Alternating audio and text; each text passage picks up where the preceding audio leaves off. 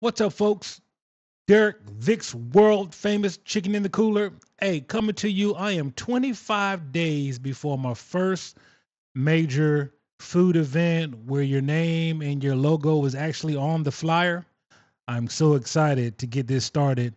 But 25 days out, man, I'm going to walk you through what needs to happen starting from 25 days out. And I'm going to have special guests come on here and talk about what they do preparing for an event this size, anywhere between 15 to 3,000 people with 6 vendors.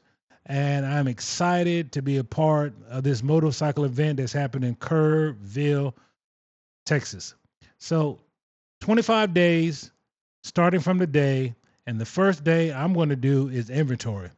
And I mean inventory, not food items, but items that I need to check: my tent, my pit, my anything that I'm cooking with, any pots, pans, make sure everything is in order. And then I do a list that I need for items that I'm going to need to get ready: cups, lids, containers, more spoons, and you're going to find out all that stuff doing the inventory. All right. 25 days out.